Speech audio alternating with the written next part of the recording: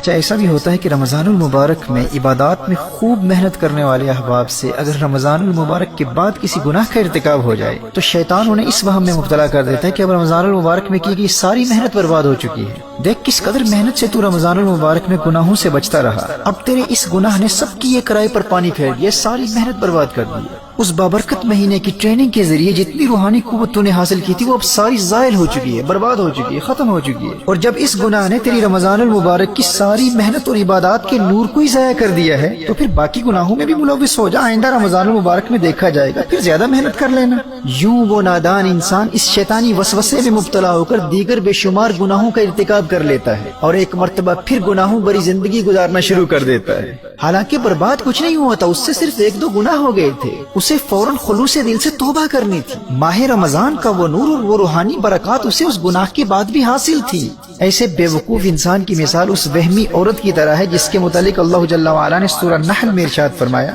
وَلَا تَكُونُ كَالَّتِي نَقَضَتْ غَزْلَهَا مِن بَعْدِ قُوَّةٍ أَنْكَاثًا، اس عورت کی طرح نہ ہو جس نے اپنا سوت مضبوطی کے ساتھ کاٹنے کے بعد ریزہ ریزہ کر کے توڑ دیا۔ یہ مکہ مکرمہ کی ایک وہمی عورت تھی جو انتہائی محنت کے ساتھ دوپہر تک سوت کاتا کرتی تھی اور دوپہر کے وقت اس کاتے ہوئے سوت کو خود توڑ کر ریزہ ریزہ کر دیتی تھی۔ یہ اس کا وہم تھا، بس وہم میں مبتلا ہو کر اپنی ساری محنت خود اپنے ہاتھوں سے ضائع کر دیتی۔ میرے دوستو، اس وہم اور وسوسے میں مبتلا وہی ہوتا ہے جو ماہ رمضان کے بعد کی زندگی کا مقابلہ ماہ رمضان کی زندگی کے ساتھ کرتا ہے۔ وہ یہ سمجھتا ہے کہ غیر رمضان کی زندگی بھی عبادات، تقوی اور پرہیزگاری کے اعتبار سے رمضان المبارک کی طرح ہوگی، جبکہ اسے جاننا چاہیے کہ غیر رمضان میں شیطان آزاد ہو چکا ہے۔ اب وہ ماہ رمضان والا نزول ملائکہ کا سلسلہ ختم ہو چکا ہے، اب وہ رمضان المبارک کی بہاریں نہیں رہی، اب وہ ماہ رمضان کی برکتیں کہاں۔ اب غیر رمضان میں اس کی نیکیوں کا لیول اور گناہوں سے بچنے کا لیول رمضان کے مقابلے میں کم ہوگا۔ غیر رمضان میں نیچرلی تقوی اور پرہیزگاری میں تو کمی واقع ہوتی ہی ہے۔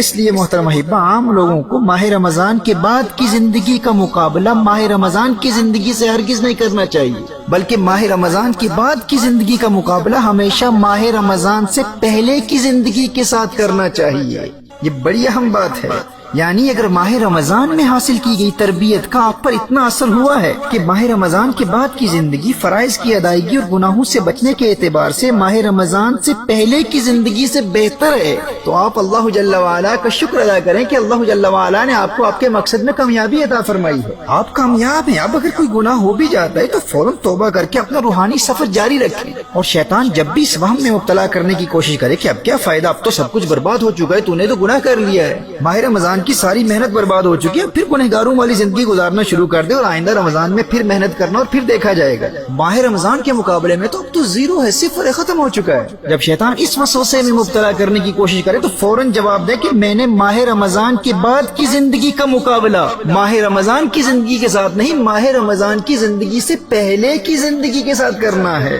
اور ابھی سے آئندہ ماہ رمضان کی تیاری بھی شروع ہو چکی ہے، اور میری یہ کوشش ہوگی کہ میرا آنے والا ماہ رمضان اس گزرے ہوئے پچھلے ماہ رمضان سے بہتر ہو، اور رمضان کے بعد والے 11 مہینے رمضان سے پہلے والے 11 مہینوں سے عبادات اور تقوی کے اعتبار سے بہتر ہوں۔ محترم احبہ، آپ تصور کیجئے جب آپ کے ماہ رمضان کے بعد والے 11 مہینے فرائض کی ادائیگی، تلاوت قرآن، صدقات، درود و سلام اور دیگر عبادات کے اعتبار سے ماہ رمضان سے پہلے والے 11 مہینوں سے ہر سال بہتر ہوتے چلے جائیں گے، اور ہر نئے رمضان میں پہلے والے رمضان کی بنسبت آپ کی عبادات میں اضافہ ہوتا چلا جائے گا، تو آپ کے ایمان، تقوی اور پرہیزگاری میں کس قدر ترقی ہوگی اور دل میں کس قدر نور پیدا ہوگا۔ یہ پختہ ارادہ کر رہے اور اللہ جل وعلا سے دعا بھی مانگتے رہے کہ یا اللہ، میری یہ خواہش ہے کہ جب میری زندگی کا آخری ماہ رمضان آئے تو وہ میری زندگی کا سب سے بہترین ماہ رمضان ہو۔ دوستو، اگر آپ اپنا مائنڈ سیٹ یوں بنا لیں گے نا تو آپ کی تمام زندگی ماہ رمضان کے گرد گردش کرتی رہے گی۔